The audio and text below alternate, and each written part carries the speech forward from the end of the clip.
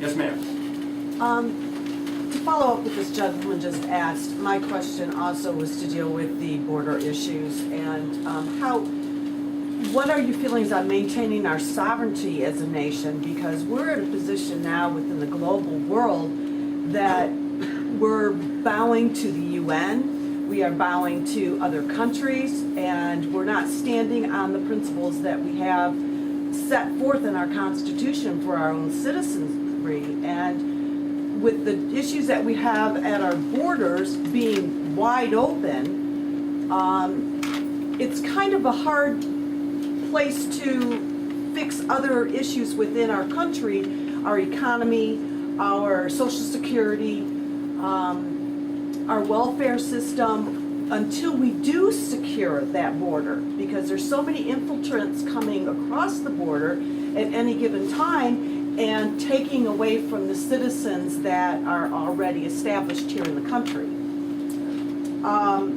I guess another part of my question would be, or that was actually a statement, my question would be, how do you feel about the foreign aid that we keep sending out overseas at any given time? We have billions of dollars flowing into Pakistan right now. And Pakistan is doing nothing but fueling more terrorist activity and not curtailing the activity that's already within their borders, and it's coming over here. How do you feel about cutting off foreign aid to countries that do not have our national interest? Yeah.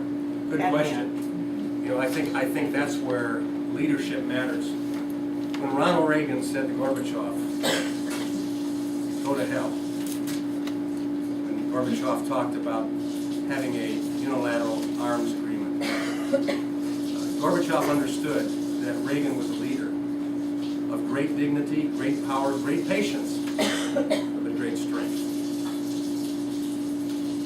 We understand that in order to have a world that is safe specifically for Americans, and that's the first priority. That's right.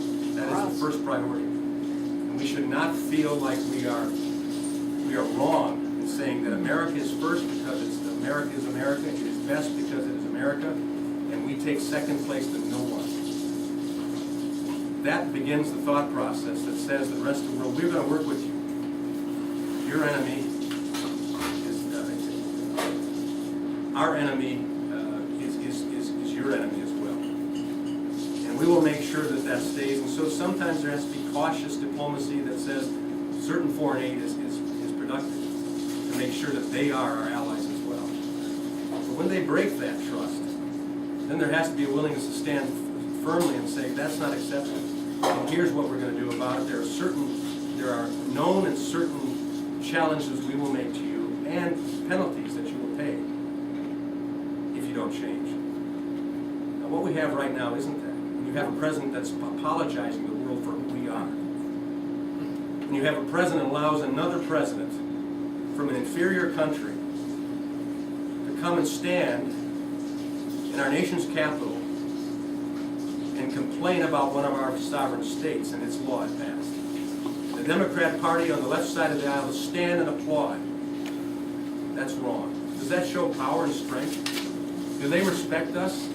That not only will we be a kind nation, a strong and abiding, faithful nation with our friends, but that we will also be an aggressive, strong, defending nation and penalizing nation if push comes to shove.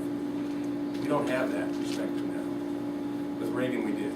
So how do you propose that we do that? Well, I propose number one, we got to change leadership. And secondly, we got to start that by putting a majority in Congress that will hold our president's feet to the fire, and the majority be able to stand and say, if needs be, we will not accept that. Our president might say that, but he does not speak for us.